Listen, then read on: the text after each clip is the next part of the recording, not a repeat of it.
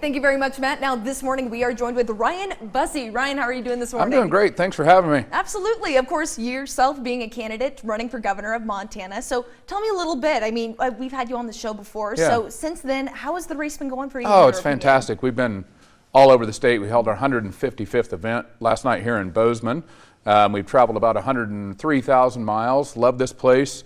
Love seeing all the folks. Motto of our campaign is get your Montana back. And I tell you what, it's pretty exciting to see all the people who want to do that. Definitely. Now, tell us a little bit. I've talked to some business owners out there and they had some questions, especially regarding how to keep, retain, and get quality employees to stay here in Montana. That's a big issue for a lot of people around the state. How, if you are elected for governor, what would you do to address that? Well, I think that has, the difficulty in getting and keeping and retaining good employees has a lot to do with our affordability crisis. We hear that everywhere we go. And right now the state government has a bunch of tools that they're not using that they should be using to make homes more affordable for folks. We have low income tax credits that have been passed by bipartisan majorities, but we're not funding, we're not using now.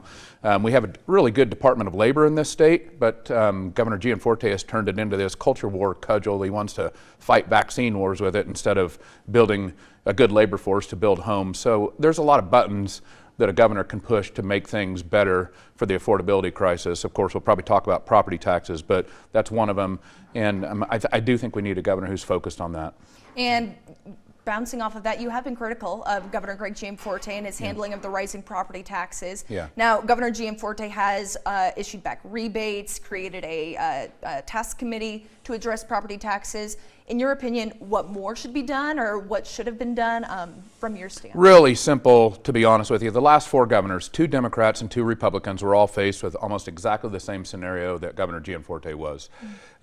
They all looked at this memo that Gianforte got, and it said, if you don't adjust the property tax rate in the state, everybody in this state is going to get walloped with a big tax increase. Well, those 4 governors, because they didn't want to do this to citizens of this state, they rolled back the state property tax rate.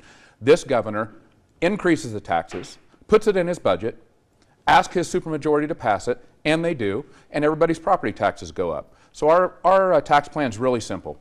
Do what the previous 4 governors have done.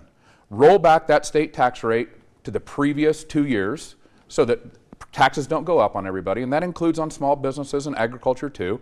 We don't need more money. We had a $2.5 billion surplus. Billion. We didn't need to raise taxes on everybody. People's taxes went up as much as 111%. His property taxes on at least one of his homes went down when all of his neighbors went up. We still don't have an answer for that. So simple solution. Roll back the tax rate to the previous session, 2022 level, so we don't have increased tax rates. And sort of a simple, straightforward question, why did you decide to throw your name in the ring in the gubernatorial race? Thank you. This state is a place that makes me a better person, that makes all of my family better.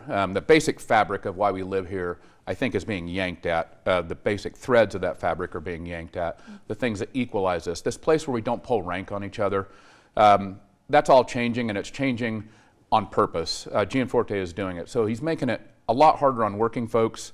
He's creating one path for the wealthy and advantaged and a different lower path for everybody else. Our public lands, our public schools. He's the only governor to ever sue to block a public river access.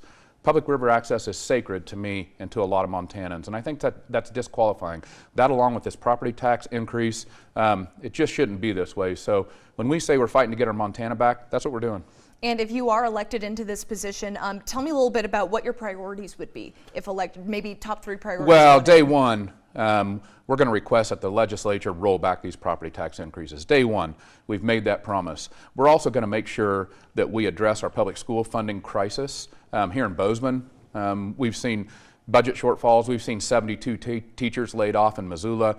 We've got over a $3 million budget shortfall in Kalispell. Across the state, our public schools are in peril. We have to fix that. And then the last thing is, I'm very distressed at the way Gianforte has commercialized our public wildlife, the way he has commercialized our fish, wildlife, and parks. He's dismantling one of the finest wildlife management agencies ever in the history of the world, and he's doing it because he wants to give his buddies preferential treatment, his billionaire buddies, on elk and deer, things like that, at the expense of Montana residents. I'm not down with that, so I want to fix fish, wildlife, and parks. Mr. Ryan Busse, thank you very much for being here on Montana this morning. Thanks for having me. Absolutely. Now, we're going to take a short break here on Montana this morning. When we come back, Matt's going to look at your forecast. But remember, we are having candidates all this month. please send us your questions. Election2024@kpck.com. We want to get those questions answered. Matt's going to have your forecast coming up in a bit.